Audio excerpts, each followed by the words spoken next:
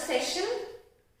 Today we will be doing another chapter in Civics, that is Unit 5, Women Change the World. Now in the previous chapter we studied about the changes in the society, how the girls and boys, there were changes in the society, how the boys were treated and how the girls were treated in the society. And we saw the different, how the women's work was not valued, and how men, because they were helping with the economic value, with the money, and how they were considered to be, their work was considered to be more valued than women's work. So now in this chapter we will see the women change in the society and how the society changes the world. So in the previous chapter we saw how women work in the home is not recognized as work. We also read about doing household work and taking care of the family was not considered as work, as real work. So in this chapter we will look at outside the home and understand how occupations are seen to be more suitable for men than for women. We will also learn about how struggle for equality, getting an education was and still is in one way which new opportunities created for women. And this chapter will also briefly trace the different type of efforts made by women movement to challenge discrimination in more recent years. And we will see how the women have come up in the society and how they are in shoulder to shoulder with men, working together in every field. You can see that women are working in every field in the society, in the world, and how they are coming up. They are equivalent to men in the society. So here we see in the chapter, the very first topic that is there in the chapter, you can see that fewer opportunities and rigid expectations. Now, in the early times, there were very fewer opportunities for women in the society regarding work. In the early time we have studied about, we have seen also, means we have heard, we have seen pictures that women, and still also in the villages, in the rural areas, women are given fewer opportunities. And what are the few opportunities that they were given? Because it is considered, women are considered to be weaker section in the society. They were given work to help men in the field, to look after the children, to cook food, to look onto the whole household activities. So there were very few opportunities. They were not allowed to come up with the men in the society. They were not given opportunities because they were not considered as to be they were considered to be in a weaker section in the society and not as strong as men. Now a lot of children in Rosie Ma'am's class do women as nurses and men as army officers. Now it was like there is when children were asked to draw pictures of men and women to doing some kind of work. So they drew men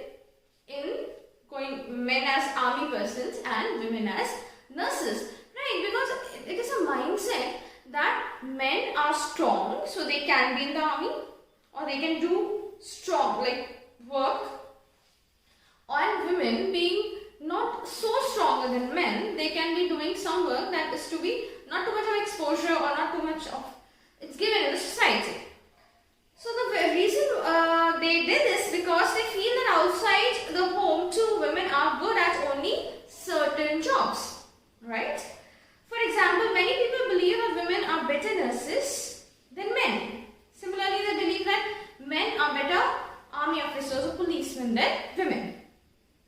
This is linked to women's role within the family. Similarly, it is believed that science requires a technical mind and girls and women are not capable of dealing with technical things. So this is a stereotype thinking that they have right from the beginning. Because so many people believe that stereotypes, as I just said, many girls do not get the same support as boys to study and train to become doctors and engineers. In most families, once girls finish school, they are encouraged by the families to see marriage or as their main aim in life. Yes, That's why when the girl child is born in the family, right from the beginning when the girl child is born, the main aim is to, either in the villages they don't even send them to study, but in the urban society they even send them to study, but they have still that stereotype thinking that after a certain age they have to get married. So the main aim was to get married. It is important to understand that we live in a society in which all children face pressure and from around the world. Sometimes these comes in form of demands from adults. As other times they can be just as unfair teasing by our own friends. Boys are pressurized to think about getting a job. Yes, in every society, in every home, boys are given more pressure to go and work when they are at an adult age, because at a time they have to run the family. They will get married and they have to run a family, so they are the male members, so they have to go and find a job and get a good salary. They are also teased or bullied so that they behave like other boys. You may remember that in your class 6 book, you read about how boys at an early age are encouraged not to cry in front of others. Yes, we studied about stereotypes in class 6, right? Where I gave you an example of how men were considered, how the boys were considered not to cry like a woman, like a girl, right? So that was a stereotype thinking, and where girls are supposed to stay at home and look into the family, help the mother. They were supposed to do that, and boys were supposed to not to cry like girls. So that was a stereotype thinking. So now there is a conversation given. Let's read that conversation. Sagar was unhappy with the result of his class 10th board exams. Though his marks in science and maths were not high, he had done well in favourite subjects like history and language. When his parents saw the report card, however, they did not look pleased at all. My goodness, Xavier, you have managed only 65% in maths. Your marks in physics are too low. I know, Mama, but it's okay because I don't want to take maths or science. I want to study history. Why do you want to take history? Think about your future. You have to get a job. History will not help. It has no scope. But I don't like maths or science. Be sensible, son. Take maths and you can study computer side by side. The job market of computer is very good. So you can see from this conversation that parents only, this is again a stereotype thinking where parents only consider maths or science to be an important subject, whereas every subject has a scope. Now you also know that there is not only science, there is not only maths, there is not only engineering, or there is not only IIT, or there is not only doctor. There are many other fields open up in the world where people go, where there are exceptions. So it is where the parents here is again have a stereotype thinking. They want their son to study something like maths and science and get good marks and do a job to support the family afterwards, so that he can get a job. When he will study history, as he likes history, then they say that there is no scope in it. Right? So this is also stereotype thinking, but if you think in the 21st century, every subject that you do has a wide range of sub-subjects, a lot of scope in the world. So now it's learning for change. The next topic that we will talk about is learning for change.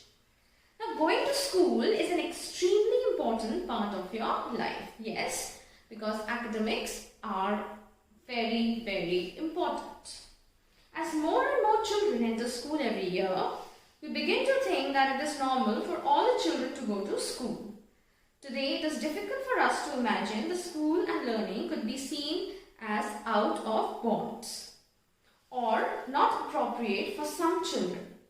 But in the past, the skill of reading and writing was known to only few. Yes, very true. This goes about right in the early times. And there was the Varna system where there was like the Brahmins were the one who knew Sanskrit and the others were not allowed to, or when the Englishmen knew English, and English was not known to all the people. So it was like that. So most children learned and worked their families for elder did. For girls, the situation was worse. In communities that taught sons to read and write and daughters were not allowed to learn the alphabets. And this still happened in the villages when we talk about. The boy in the family is sent to school because afterwards he has to run the family, he will also have a family and he has to run his family also, look after his parents also. Whereas girls, when they are born, the very beginning, they decided that they will have time and they have to be married and they have to send to the another house. So in that way, girls should not be sent to school. So this is what here this is what we have seen. I've told you in class 6 also that the government has started many schemes for making women to come up in the society to study. Okay, because literacy is very important. If you are literate, you can do anything. You can work, you can earn, you become independent. So studies are very important. So that's why government has started many plans. Like 14 years and above children are sent to school. Their education is free. The dress is free. The books are free. There are several. Then there is Beti Bachao schemes, so that girls are given equal participation in the society, and they have to come up in the society equivalent to men. So every family's were skills like pottery, weaving and craft were taught, and the contribution of daughters and women were only seen in as supportive.